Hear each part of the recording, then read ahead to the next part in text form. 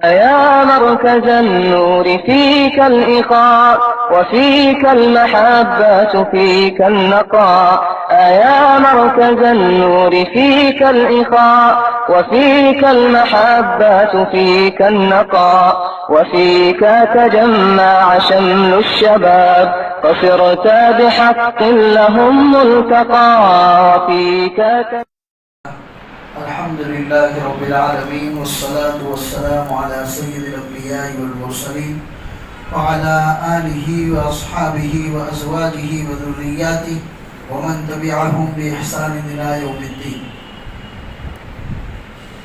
أعوذ بالله من الشيطان الرجيم. بسم الله الرحمن الرحيم. نحن نقص عليك نبأهم بالحق إنهم فتية آمنوا بربهم وزدناهم هدى وربطنا على قلوبهم إذ قاموا فقالوا ربنا رب السماوات والأرض لن ندعو من دونه إلها لقد قلنا إذا شططا. صدق الله العظيم وصدق رسوله النبي الكريم ونحن على ذلك لمن الشاهدين والشاكرين والحمد لله رب العالمين. میرے محترم دینی بھائیوں، قرآن کریم کی جو آیت آپ کے سامنے تلاوت کی، یہ سورہ کہف کی آیت ہے. آیت پڑھی ہم نے، نحن نقص علیک نبأهم بالحق. اللہ فرماتے ہیں کہ ہم آپ کے سامنے ایک بہترین قصہ بیان کرتے ہیں کہ کچھ نوجوان تھے جو اس زمانے کے مشرک اور کافر بادشاہ سے ہٹ کر ایک اللہ کی عبادت کرنے کے لیے الگ ہو گئے اور کہنے لگے کہ ہم ہرگز اللہ کے علاوہ کسی اور کی عبادت نہیں کریں گے. ربنا رب السماوات والارض، ہمارا اور اس آسمان اور زمین کا رب صرف اللہ ہے. اگر ہم نے اس اللہ کو چھوڑ کر کسی اور کی عبادت کی، اذن شططا، تو ہم سے بڑا ظالم اور پکڑ کے قابل کوئی دوسرا انسان نہیں ہوگا. یہ سورہ کہف ہے جو 15ویں پارے میں اور جس کی بڑی فضیلت ہے. خاص طور پر نبی اکرم صلی اللہ علیہ وسلم کا فرمان کہ جمعہ کے دن سورۃ الکہف کی تلاوت کیا کرو. اخیر زمانے میں نئے نئے فتنے وجود میں آئیں گے تو سورہ کہف کی تلاوت تمہیں فتنوں سے محفوظ رکھے. اللہ کے رسول کا فرمان ہے، جو آدمی ایک جمعہ کو سورہ کہف کی تلاوت کرتا ہے تو آئندہ جمعہ تک اللہ تبارک و تعالیٰ اس کو فتنوں سے محفوظ فرماتے. سورہ کہف تقریباً 15واں آدھا پارہ اور 16ویں پارے کے 3 رکوع ہیں، یعنی قریب پونے پارے کے قریب یہ سورت بیٹھتی ہے، جس میں اللہ نے ان نوجوانوں کا تذکرہ کیا ہے اور جن کے نام، یہ جو 7 نوجوان تھے جن کے بڑے عجیب و غریب نام ہیں، یملی خاں، تملی خاں، مقسل مینا، کفش تیتوش وغیرہ کر کے نام ہیں اور ان کے ناموں کی بڑی برکات ہے. اب آپ اندازہ لگائیے کہ آخر ان نوجوانوں نے ایسے کام کیا کیے تھے کہ جس کی وجہ سے ان کے ناموں میں اللہ نے یہ برکتیں رکھی. چنانچہ ڈیلیوری کے موقع پر ان اصحاب کہف کے نام کو کاغذ کے اوپر لکھ کر عورت کے بائیں پیر کے گھٹنے کے اوپر باندھا جاتا ہے. اللہ تعالیٰ ڈیلیوری کو آسان فرما دیتے. بچہ بہت زیادہ روتا ہے، انہی اصحاب کہف کے نام کو کاغذ کے اوپر لکھ کر اس کے تکیے کے نیچے رکھ دیا جائے، بچہ خاموش ہو جاتا ہے. کہیں شدید آگ لگی ہے تو ان اصحاب کہف کو لکھ کر کسی چیز پر یا کسی پانی کے اندر ان کے نام کو لکھ کر ڈال دیا اور وہ پانی چھڑک دینے سے آگ قابو میں آ جاتی. اتنے ہی نہیں، صاحب جلالین نے اصحاب کہف کے ناموں کی بڑی برکات لکھی ہے میرے بھائی، بڑی بڑی برکات لکھی ہے. یہاں تک کہ اگر آپ کسی حاکم کے پاس جانا چاہتے ہیں یا کسی جاب وغیرہ کے لیے انٹرویو دینا جانا چاہتے ہیں تو اس وقت بھی آپ یہ عمل کر سکتے ہیں کہ ان اصحاب کہف کے ناموں کو لکھ کر بائیں پیر کے کندھے ٹخنے کے اوپر باندھ دیا جائے. اللہ تعالیٰ دل کے اندر جو ایک طرح کا نروس پنا ہوتا ہے، آدمی اپنے آپ کو نروس فیل کرتا ہے، تھوڑا سا ڈر محسوس کرتا ہے، ان ناموں کی برکات سے اللہ وہ ڈر نکال دیتے. یہ تو بڑی فضیلتیں ہیں اور یہ موقع نہیں ہے ان فضیلتوں کو بھی بیان کرنے کا. ہم نے تو یہ بات اس لیے چھیڑی کہ اصحاب کہف آخر ان کی وہ کون سی قربانیاں تھی کہ جس کی وجہ سے اللہ نے ان کے ناموں میں اتنی بڑی بڑی برکات رکھی. وہ چند نوجوان تھے، 7 نوجوان تھے، وقت کے بادشاہ کے خلاف گئے اور کہا کہ تم جس کی پوجا پاٹ کرنے کی ہمیں اجازت دیتے ہو ہم وہ عبادت نہیں کر سکتے. بادشاہ نے ان کو قتل کرنے کا فیصلہ سنا دیا. یہ لوگ بھاگ گئے، بستی کے باہر جا کر کسی گفا میں چھپ گئے. بادشاہ نے ہر جگہ پر اپنے کارندے دوڑائے، تپاس کروائی، لیکن کوئی ملا نہیں. تو بادشاہ نے اپنے گزیٹیئر میں اپنی یادداشت میں لکھوا کر رکھا کہ میرے بعد بھی اگر یہ نوجوان کہیں پر ملے تو ان کو قتل کر دیا جائے. اور ان نوجوانوں کا کیا حال ہوا کہ جس گفا میں جا کے گئے تھے، صاف صفائی کر کے تھکے ہوئے تھے، جیسے لیٹے اللہ نے ان کے اوپر ایسی نیند طاری کر دی کہ 300 سال تک سوتے رہے. 300 سال تک، 3 دن کی بات نہیں ہے. اور خدا نے نظام بھی کیسا بنایا. آپ پڑھیں گے سورہ کہف، کتنا زبردست اللہ نے فرمایا کہ ہم نے سورج کو بھی کہہ دیا تھا کہ جب تو طلوع ہو کر نکلے تو تیری سورج کی تپیش اور تیری شعاعیں ان نوجوانوں کے کپڑوں پر نہیں پڑنی چاہیے. سورج بھی جب نکلتا تھا تو تھوڑا ہٹ کر نکلتا تھا تاکہ اس کی کرنیں اور اس کی شعاعیں نوجوانوں پر نہ پڑے.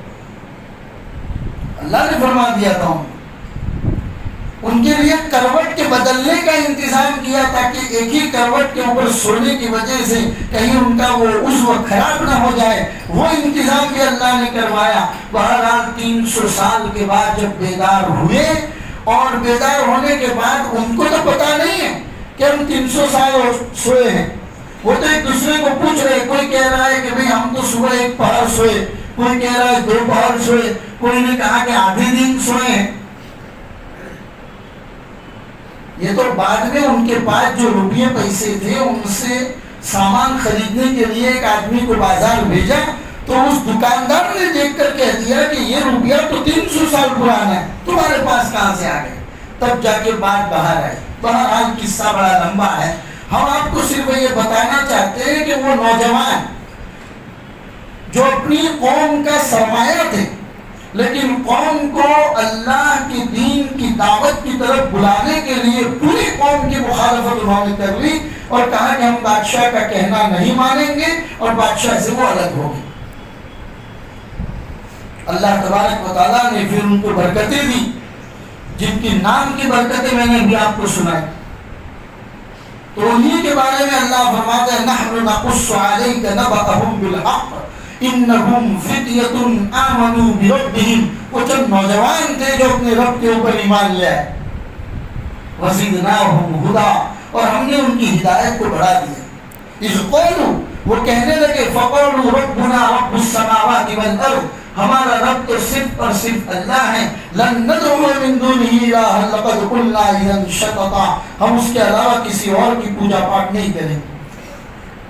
یہ آیت، یہ اصحاب کہف کا مختصر سا واقعہ، اور یہ باتیں میں نے آپ کو اس لیے بتائی کہ یاد رہنا چاہیے کہ ہمیشہ کسی بھی قوم کا عظیم سرمایہ اس کے نوجوان ہوتے. جب تک کسی قوم کا نوجوان سیدھی راہ پر ہے، بے راہ روی کا شکار نہیں ہے، غلط عادات اور غلط راستوں کا وہ شکار نہیں ہے، تب تک اس قوم کا مستقبل اور اس کا فیوچر روشن ہے.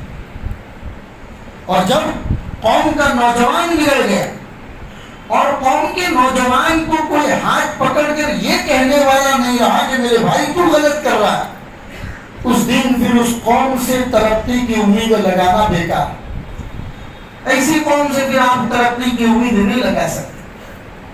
آپ قرآن کریم کو اٹھا کر دیکھیں، جہاں اللہ نے حضرت موسیٰ کا تذکرہ کیا تو کہا کہ پوری قوم نے، فرعون اور فرعون کے ماننے والوں نے، سب نے حضرت موسیٰ کا انکار کیا۔ چند نوجوان تھے جو حضرت موسیٰ پر ایمان لے آئے۔ حضرت عیسیٰ کو مارنے کے لیے دوڑے چند نوجوان، 40 حواریین کی وہ جماعت تھی جو انتہائی نوجوان تھے، جنہوں نے حضرت عیسیٰ کے بیک گراؤنڈ کو مضبوط کیا۔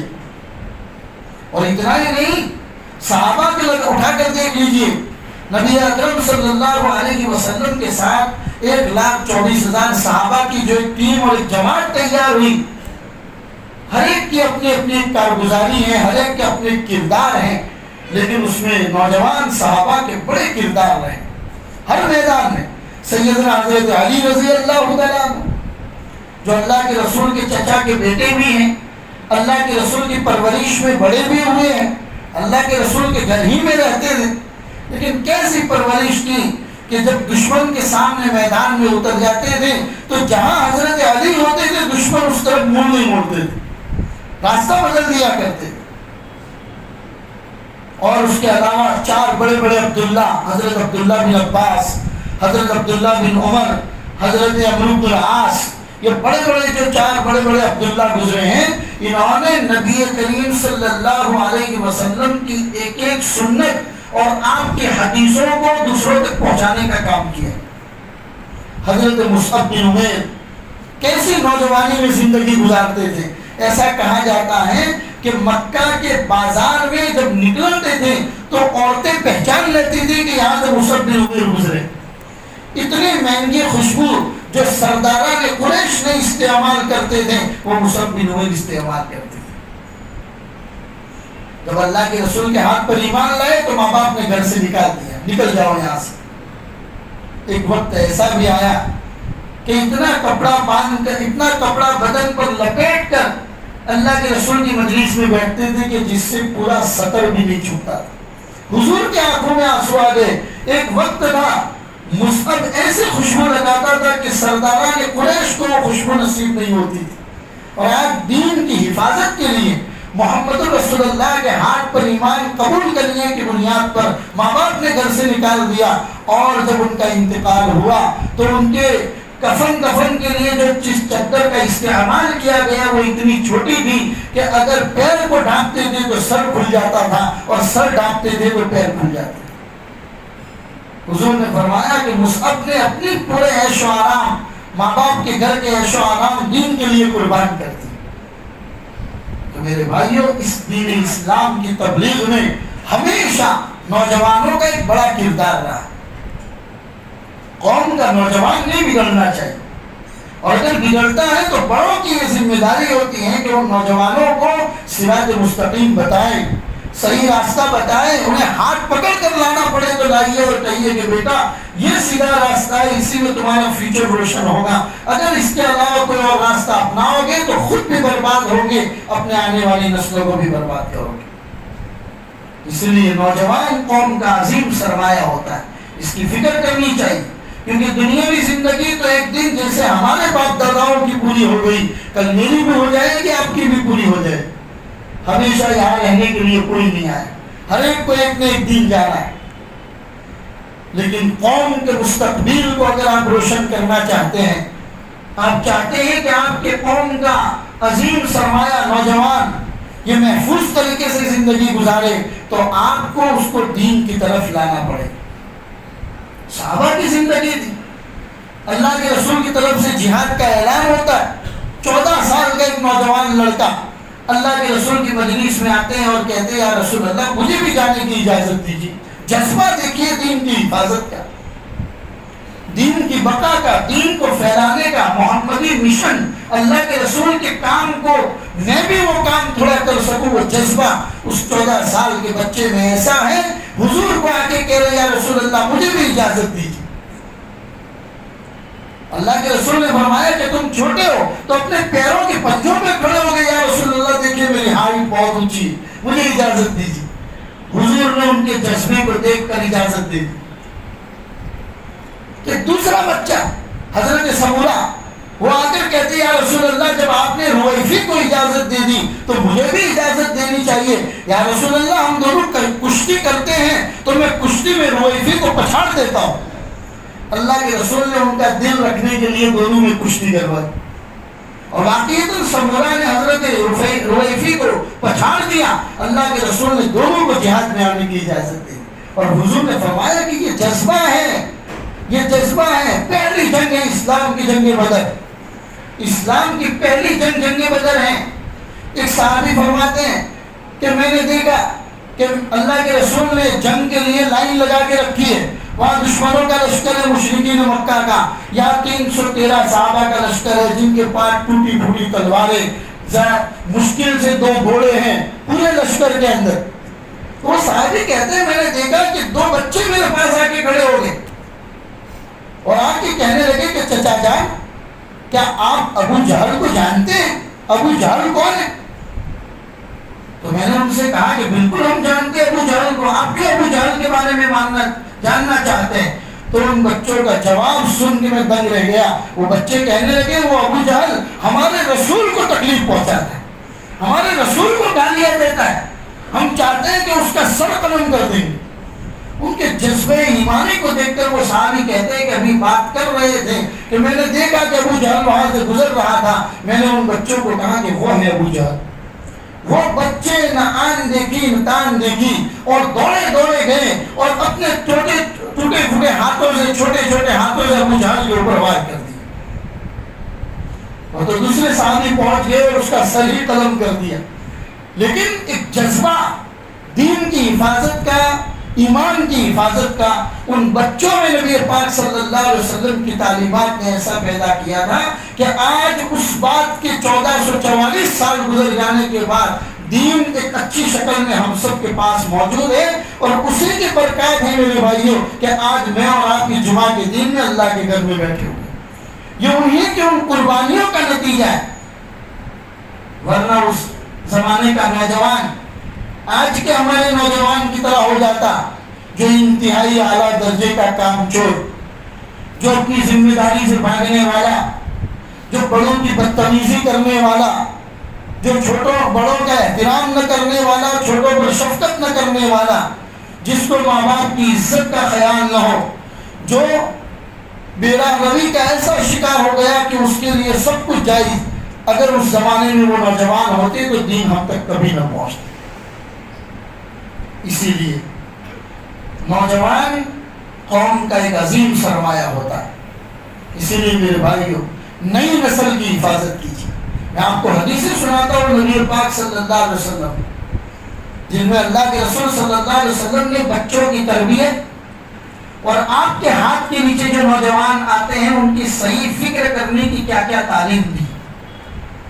ایک روایت ہے جس میں اللہ کے رسول صلی اللہ علیہ وسلم نے فرمایا کہ کل جب میدان محشر قائم ہوگا, اللہ تبارک و تعالی اپنی کرسی کے اوپر جلوہ افروز ہوں گے تو پورے میدان محشر میں اللہ کے عرش کے علاوہ کوئی اور سایہ نہیں ہوگا. اور یہ آفتاب, یہ سورج جو اتنا دور نظر آتا ہے یہ بالکل ہمارے سروں پر آ چکا ہوگا. ہر انسان اپنے گناہوں کے بقدرے پسینے میں ڈوبا ہوا ہوگا. حساب کتاب بھی شروع نہیں ہوا ہوگا. ہر انسان نفس نفسی کے عالم میں ہوگا. نہ باپ کو بیٹے کی پرواہ, نہ ماں کو اپنے بیٹے کی پرواہ, نہ مرد کو اپنی بیوی کی پرواہ. یہ قرآن کہہ رہا ہے, میں نہیں کہہ رہا. اللہ تبارک و تعالیٰ نے خود قرآن میں فرمایا وَصَاحِبَتِهِ وَبَنِيهِ لِكُلِّ امْرِئٍ مِّنْهُمْ يَوْمَئِذٍ شَأْنٌ يُغْنِيهِ وُجُوهٌ يَوْمَئِذٍ مُسْفِرَةٌ. کتنے چہرے انتہائی کالے ہو گئے ہوں گے اس دن. ایسے ماحول میں بھی 7 طرح کے لوگ ایسے ہوں گے کہ جن کو اللہ اپنے عرش کے سائے کے نیچے جگہ دے گا. اسی لیے اللہ کے رسول نے دعا سکھائی, جب سر کا مسا کرو تو دعا کرو اللہم اذلنی تحت ظل عرشک یوم لا ظل الا ظل عرشک. اے اللہ کل قیامت کے دن اس سر کو تیرے عرش کے سائے میں رکھیو جس دن تیرے عرش کے سائے کے علاوہ کوئی دوسرا سایہ نہیں ہوگا. یہ دعا سکھائی اللہ کے رسول نے. 7 طرح کے لوگ میدان محشر میں عرش کے سائے کے نیچے ہوں گے میرے بھائی. وہ ساتوں کے 7 کو گنوانے کا ابھی ٹائم نہیں ہے. ابھی صرف آپ کو بتا دوں کہ ان 7 میں سے ایک وہ نوجوان ہوگا جس نے اپنی پوری جوانی اللہ کی عبادت میں گزاری. وہ نوجوان کہ جس کی جوانی اللہ کے بتائے ہوئے احکام کے مطابق گزری ہو، ایسے نوجوان کو اللہ عرش کے سائے کے نیچے جگہ دیں گے. اور جب کوئی بھی نوجوان اللہ کی عبادت کرتا ہے تو اللہ کو بڑا پیار آتا ہے، کیونکہ اسی انسان کو جب پیدا کرنے کا ارادہ کیا تھا تو فرشتوں نے آرگیومنٹ کیا تھا، دلیل کی تھی، یا اللہ آپ کیوں انسان کو پیدا کرتے ہیں؟ یہی انسان دنیا میں آ کے خون خرابہ کرے گا، فساد مچائے گا، آپ کیوں انسان کو پیدا کرتے ہیں؟ وَنَحْنُ نُسَبِّحُ بِحَمْدِكَ وَنُقَدِّسُ لَكَ، ہم آپ کی تسبیح بیان کرتے ہیں، ہم آپ کی پاکی بیان کرتے ہیں، پھر انسان کو پیدا کرنے کی ضرورت کیا ہے؟ تب اللہ نے فرشتوں کو اتنا ہی کہا تھا، انی اعلم ما لا تعلمون، جو میں جانتا ہوں وہ تم نہیں جانتے. اور آج جب کوئی نوجوان بندہ اپنی جوانی کا صحیح استعمال کر کے اپنی زندگی کو اللہ کے بتائے ہوئے احکام کے مطابق گزارتا ہے تو اللہ کو اس نوجوان پر پیار بھی آتا ہے، اور فرشتوں کو بلا کر کہتے ہیں اسی لیے میں نے انسان کو پیدا کیا. یہ بڑی نوجوانی ہے، اس کی بڑی نوجوانی ہے. ایسے ماحول میں جیتا ہے جہاں پر گناہ ہر طرف سے اس کو اپنی طرف کھینچ رہے، لیکن اس کے باوجود یہ نوجوان اپنی نوجوانی کی حفاظت کر رہا ہے. یہ نمازوں کا پابند ہے. یہ پوری لائف اس نے اپنی پوری لائف کا شیڈیول بنایا ہوا ہے کہ اس کو زندگی کیسی گزارنی. کیا اس کی زندگی میں کوئی حرام چیز تو نہیں؟ کیا اس کی زندگی میں کوئی ایسی چیز نہیں ہے جس کو اللہ اور اس کا رسول ناپسند کرتا؟ تو نوجوانوں کو، نوجوان کی عبادت اللہ کو اسی لیے بہت زیادہ پسند. چنانچہ بچے کی تربیت کے بارے میں اللہ کے رسول نے فرمایا موروا صبیانکم بالصلاۃ، اپنے بچوں کو نماز کا حکم دو جب وہ 7 سال کے ہو جائے. اپنے بچوں کو موروا صبیانکم بالصلاۃ، اپنے بچوں کو نماز کا حکم دو جب وہ 7 سال کے ہو جائے. وَضْرِبُوا، اور مارو جب وہ 10 سال کے ہو جائے اور نماز نہ پڑھے.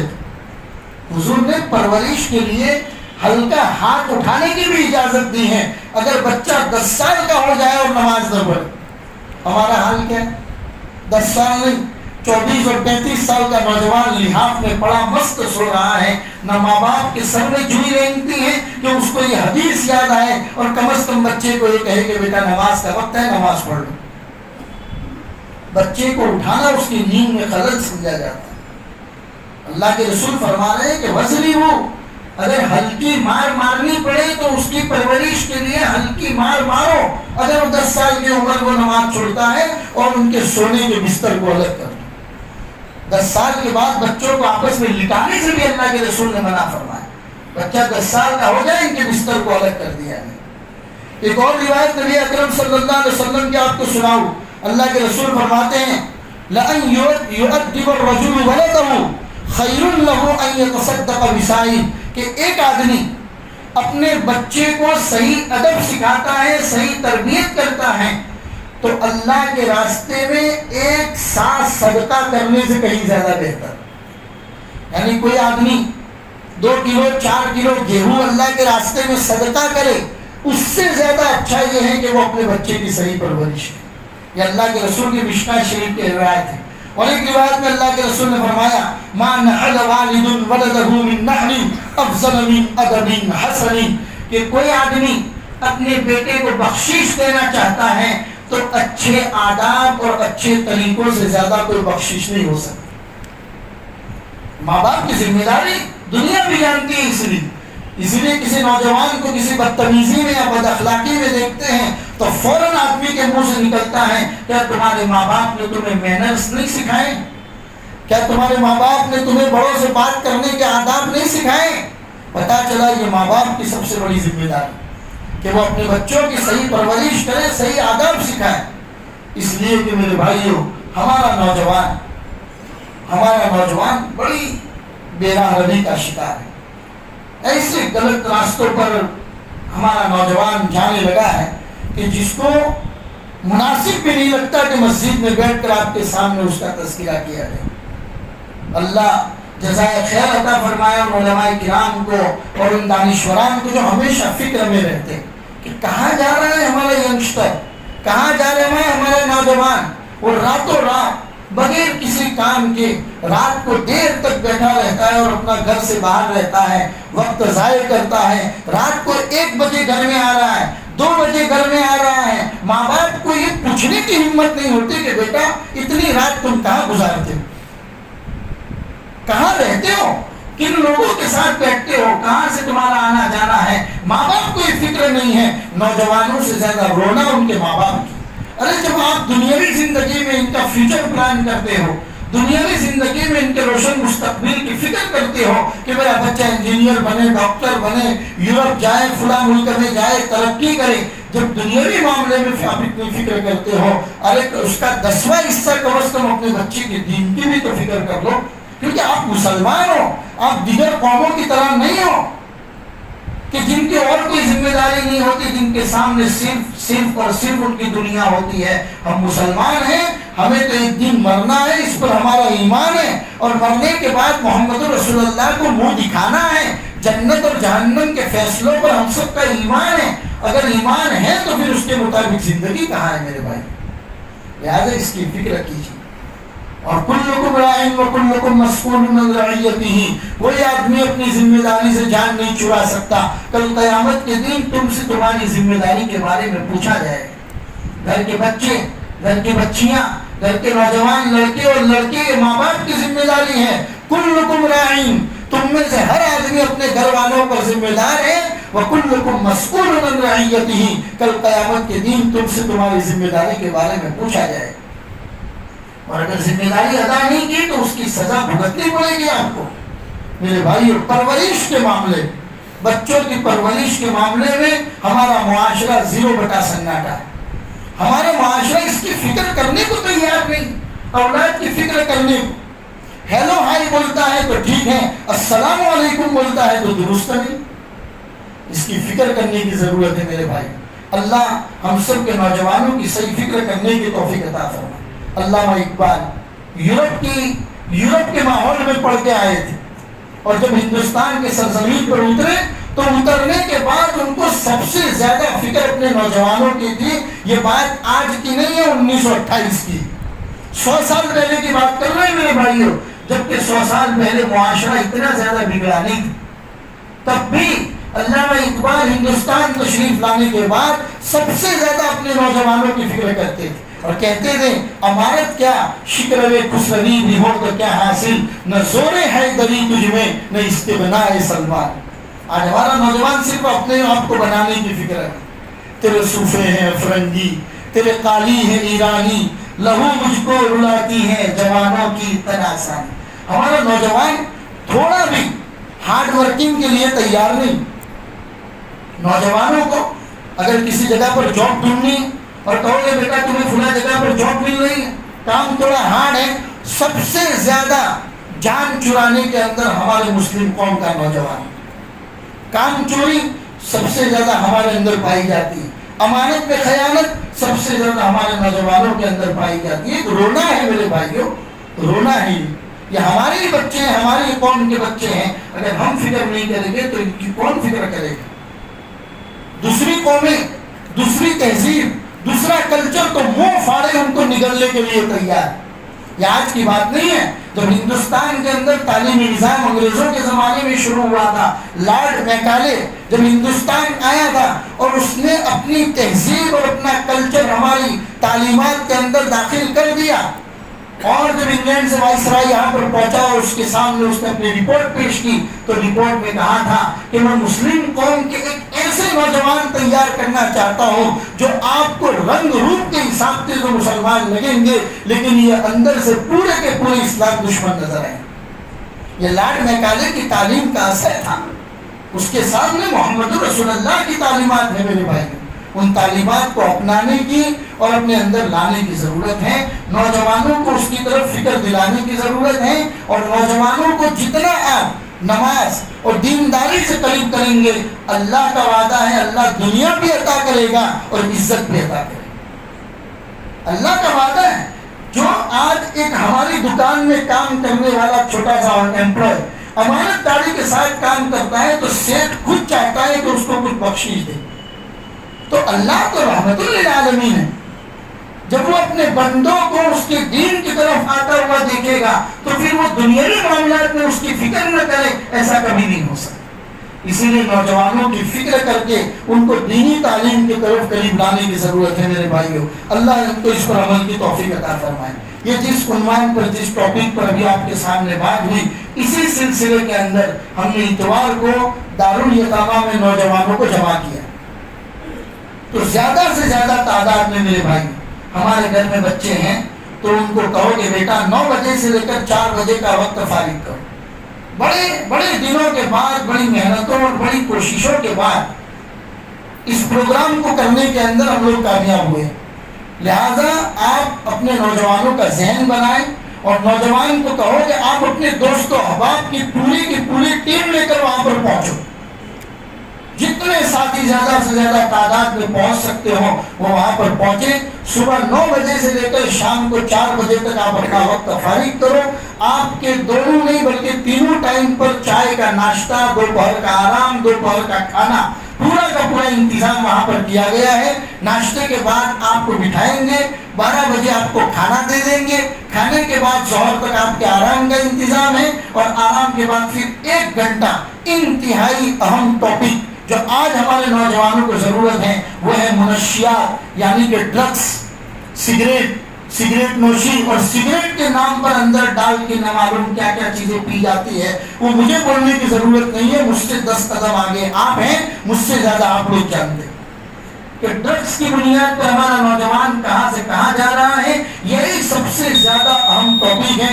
اسی پر ہم اپنے نوجوانوں کو قریب کر کے ان کی زندگی کے بارے میں کتنی اہم ہے ان کی زندگی وہ بتانا چاہتے ہیں. لہذا آپ زیادہ سے زیادہ نوجوان، چاہے وہ اسٹوڈنٹ ہو، چاہے وہ جاب کرتے ہوں، اور جو دکاندار ہیں میں ان سے بھی مؤدبانہ گزارش کرتا ہوں کہ آپ اپنے نوجوانوں کو اس دن صبح 9 بجے سے لے کر 4 بجے تک وہاں پر پہنچائیں تاکہ وہ زیادہ سے زیادہ تعداد میں شریک ہو اور اپنا فیوچر، اپنا مستقبل بنانے کی فکر کریں. دوسرا اہم اور ضروری بات یہ ہے میرے بھائیوں، جمعرات کے دن ہمارے پورے گجرات ویدھان سبھا کی ووٹنگ ہے. آپ جانتے ہو اس کو 2 مرحلے کے اندر ووٹنگ ہے. ایک 1 دسمبر، دوسری 5 دسمبر کو. تو 1 دسمبر میں ہمارا بھروچ حلقہ آتا ہے. بھروچ حلقہ کی ووٹنگ ہے ویدھان سبھا کی، یہ 1 دسمبر. تو ووٹ جو ہم دیتے ہیں یہ اس کی حیثیت کیا ہے؟ بہت سارے لوگ سوال کرتے ہیں کہ مولانا ووٹ کی حیثیت کیا ہے؟ میرے بھائیوں، ووٹ کی حیثیت ایک گواہ کی. جب آپ کو گواہ کے لیے بلایا جاتا ہے تو کسی چیز کی آپ گواہی دیتے ہیں تو اس کی حیثیت ایک گواہ کی ہوتی ہے. اور نبی اکرم صلی اللہ علیہ وسلم نے قرآن کریم کی آیت کی روشنی میں ہم سب کو فرمایا کہ ووٹ کے بارے میں آپ کو کتنی فکر کرنے کی ضرورت ہے.